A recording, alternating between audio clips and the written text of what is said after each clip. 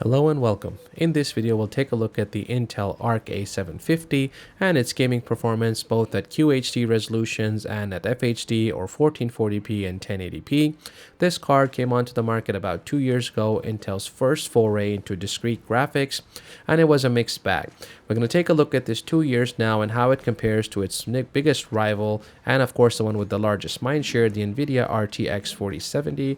Of course, the RTX 4070 is also targeted at QHD 1440p gaming resolution, and of course it's meant for that product segment. But considering that the RTX 4070 is still holding strongly to its original price MSRP, which is nearly double that of the Intel Arc A750, Intel Arc A750 is a compelling option. Or is it, for 1440p QHD budget buyers who are looking to upgrade perhaps even from a 20 generation or even a lower end 30 generation card, who want to step up to the 30 generation, the 70 series of cards. That said, the test bed for this comparison is going to be a Ryzen 9900X. That's an AMD Zen 5 CPU released earlier this year in September, 32 gigs of DDR5 6000 megahertz RAM on an MSI X870E carbon motherboard. Alright, we begin here with Ashes of the Singularity escalation, starting off at QHD resolution. We'll see here that around 50 to 60 FPS is the range that we're seeing, with some drop-offs to the high 40s at the lower end or towards the end of the benchmark here. But we can see very much playable at QHD and both at FHD resolutions. But the delta here with the RTX 4070, of course, doubling the price and nearly doubling the frame rates in certain instances, doesn't mean that, with the A750 you can't have fun and have a budget value gaming experience.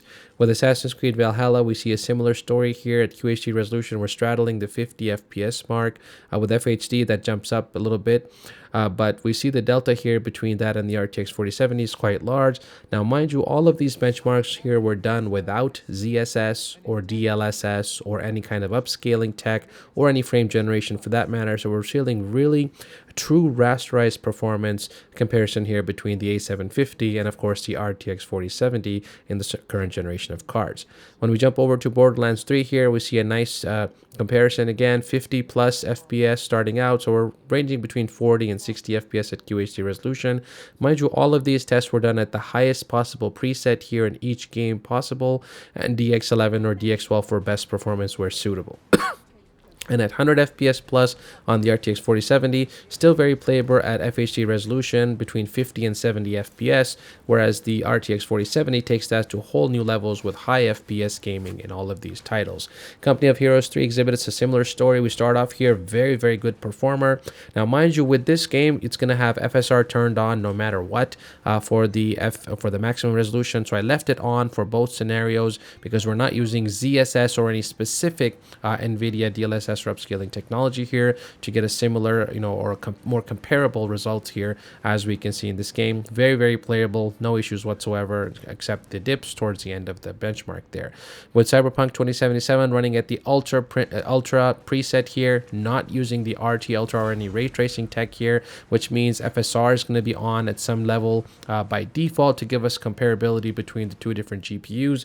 We'll see here that 50 plus FPS at QHD resolution, very playable and much more stable frame rates here with the Arc A750 at QHD, and much more so at FHD resolution. Very playable in both of these, but again, it's a little smaller delta between this and the RTX 4070, but a delta nonetheless. Far Cry 6 here shows off, how capable the RTX 4070 is, and there's a reason why they have the mind share of all of the gamers for the last few generations.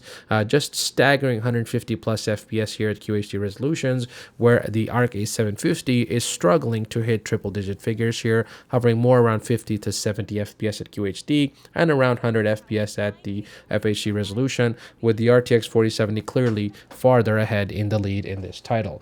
Looking at Marvel's Guardians of the Galaxy here, we see a similar shape graph for both of these two GPUs here, but again, both resolutions very playable on the A750 here,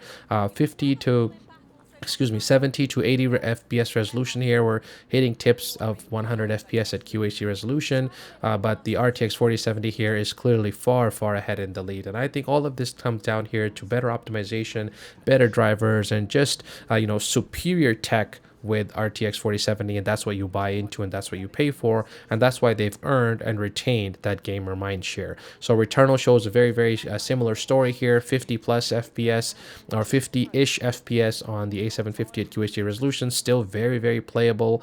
If you have a nice G-Sync or a VRR enabled monitor, you're going to have a very good gaming experience. Despite what these numbers and figures are showing, it doesn't actually translate to the actual gaming experience here, but this gives you an idea of what type of frame rates and figures we're looking at for the true raw rasterization performance of the A750 versus the RTX 4070 as we go into the second generation of Intel GPUs, Battle Mage, etc.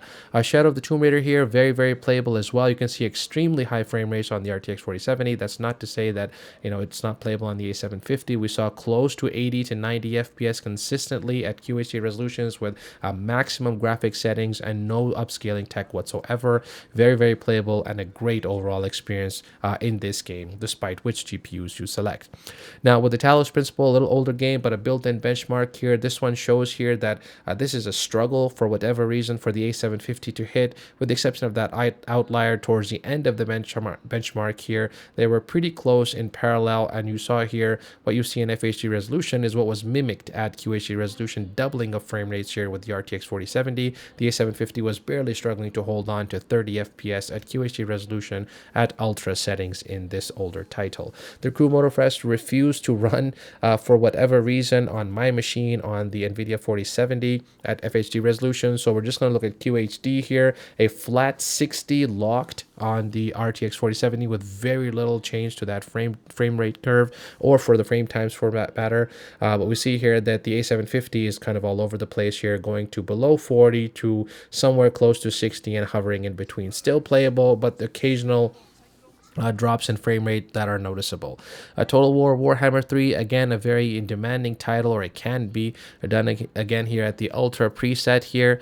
At QHD resolution, we're seeing between about 35 to 50 FPS, depending on what's happening on the screen, and a similar thing mimicked by what we see on the curve from the RTX 4070, but a doubling of frame rates on the RTX 4070 at both resolutions here. Nonetheless, still very playable if you turn it down a preset or so, and I think that's going to be what the conclusive answer is here. Yes, you can still game with the A750, but we'll talk about, you know, how you can get the best bang for your buck if you're looking to upgrade and want to spend a little bit less cash than those RTX 4070s are demanding right now. Watch Dogs Legion is a similar story. We see here that close to 50 FPS, between 30 and 50 FPS at QHD resolutions on the Ultra preset, no ray tracing, and certainly no upscaling tech involved here. FHD resolution fares a little bit better, but the RTX 4070 is far ahead in the lead here. So overall, I think what the big takeaway from all of this is, to summarize and to conclude this video, the Intel Arc A750 can certainly be a very great budget 1440p QHD gaming card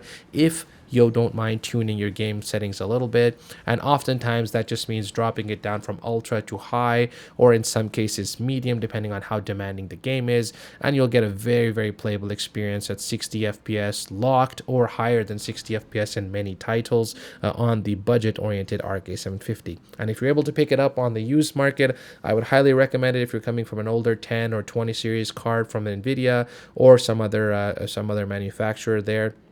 You're going to get some great bang for your buck there. I was able to pick up this A750 that I've been using for benchmarking testing, and of course for my quick sync and AV1 encoding tasks for about $230 Canadian, which I think if you compare it to US dollars is below 200 US dollars. I don't know any GPU today that you can pick up that is a relatively modern GPU with other codecs, engines, hardware decoding of video and other content and media that you can also use for gaming with a respectable 8 gigabytes of VRAM at under $200. So a very respectable showing here from Arc A750, despite what the graphs and the figures show. Don't always take the numbers as truth. You need to actually play the games and experience what it looks like as the gameplay experience before you judge for yourself. So that said, that'll wrap it up for about this video. It's a subjective look. It's my experience with the A750 versus the RTX 4070 and my thoughts and what I believe to be a very overlooked card in the market right now. So thanks very much for watching. I hope you enjoyed this content. Please click the like button, please click subscribe, and hit that notification bell so that you're first to know when there's new content available here. Thanks very much for watching, and we'll see you in the next video.